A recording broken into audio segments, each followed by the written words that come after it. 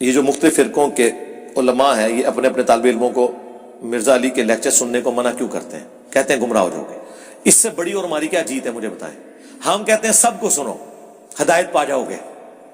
ظاہر ہے اب تو جتنے لوگ ہیں وہ کہتے ہیں علی بھائی اب آپ کے بعد کس کو سنیں؟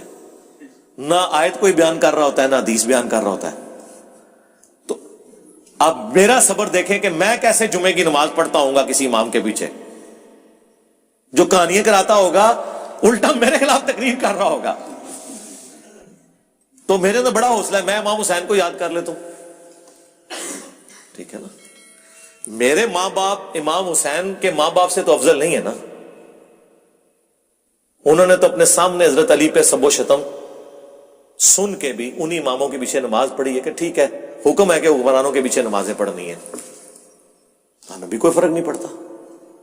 اچھا آپ سمجھ رہے ہو کہ میں ایکٹنگ کرتا ہوں، مجھے جینوئنلی کوئی غصہ نہیں آتا، اور میں اس کے اوپر اپنے آپ کو کریڈٹ نہیں دیتا، اللہ تعالیٰ نے مجھے ایسا کر دیا ہے الحمدللہ کہ مجھے واقعی کوئی غصہ نہیں آتا، ایک رتی برابر نہیں آتا، بلکہ میں بعض اوقات تو اپنی ہنسی بڑی مشکل سے کنٹرول کرتا ہوں۔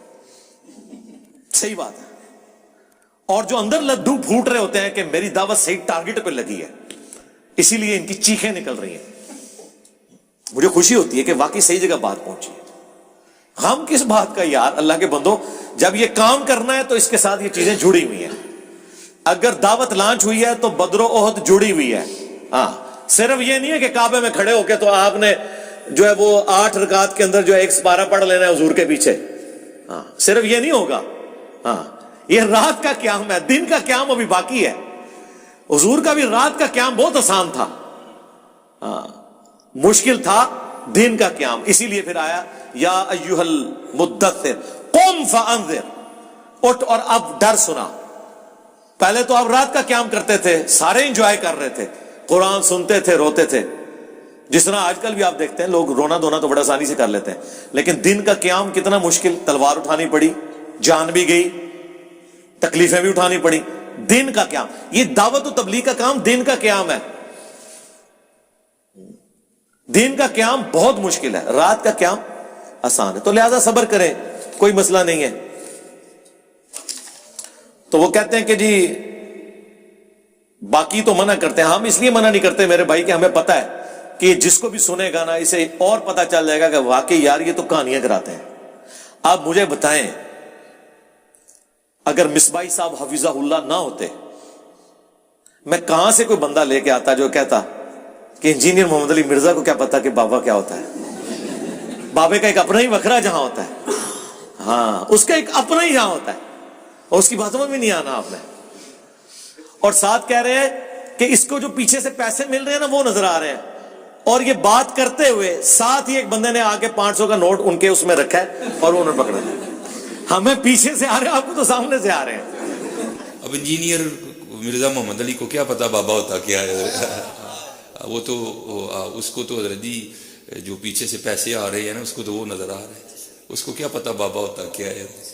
بابا اپنے زمانے میں ایک زمانہ ہوتا ہے، بابا اپنے جہاں میں ایک جہاں ہوتا ہے، اس کا وکھرے ایک جہاں ہوتا ہے، یہ اس کو نہیں پتا، اور نہ اس کی باتوں میں آنا ہے۔ انشاءاللہ میرا ارادہ بن رہا ہے، کیونکہ اب وہ ہمارے بابوں کی طرف آ رہا ہے اور ہم نہیں اپنے بابوں کی برداشت کر سکتے۔ منوس تجھے کیا پتا بابے ہوتے کیا ہیں؟ تجھے کیا پتا باجزید کہتے کس کو ہیں؟ تجھے کیا خبر جنید کس ہستی کا نام ہے حضرت؟ اس لیے اس کی بات بھی نہ سنا کرو حضرت، وہ بھی دل میں شک ڈال دے گی حضرت۔ اور انشاءاللہ بس میں توفیق مانگ رہا ہوں اپنے اللہ سے، بڑی جلدی میں نے انشاءاللہ اس کا رد شروع کرنا ہے۔ ایویں بکواس کر رہا ہے اپنے کمرے میں بیٹھ، یہ کیا ہوا؟ تیرا کمرہ، تیرا کیمرہ، تیرے ہی لوگ، تیری کتابیں، تیری باتیں، کسی دن ہمیں بھی بلا نا، تو اسی طرح لائیو چلا نا بھائی، تیری اپنی دنیا، تیری اپنی باتیں، یہ کیا حضرت ہوا؟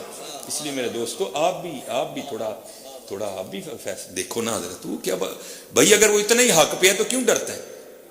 ہم نہیں گنے لے کے جائیں گے، اور ہمیں گن کی لوڑ ہی نہیں، ہم تو درود والے ہیں حضرت، ہم نہیں برود والے حضرت، ہمارا درود ہی ہمارا برود ہے حضرت، ہمیں نہیں لوڑ کوئی بھی حضرت، ہم نہیں برود والے حضرت، ہمارا درود ہی ہمارا برود ہے حضرت، ہمیں نہیں لوڑ کوئی بھی حضرت، بلائے نا حضرت اگر وہ اتنا ہی سچا ہے۔ اگر اصل میں لوگوں کا بھی تھوڑا مزاج بن گیا ہے کہ باطل کو جلدی تسلیم کر لیتے ہیں، بات اتنی جلدی نہیں ہے حضرت جی، اگر چلو 100 نکال دیا تو کیا 1300 سالوں سے دنیا باطل پہ تھی، آج تو اکوالا جام پڑا ہے، تجھے کیا نظر آ گیا الو کے پٹھے؟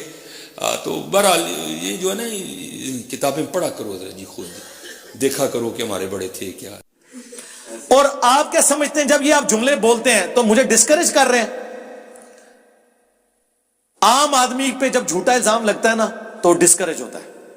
میں خوش ہوتا ہوں کہ یا اللہ مجھے تو پتا ہے نا مجھے پیچھے سے کوئی پیسہ نہیں آ رہا، اس کا مطلب میں واقعی حق کے اوپر ہوں، میری تو ایمان میں اور اضافہ ہوتا ہے.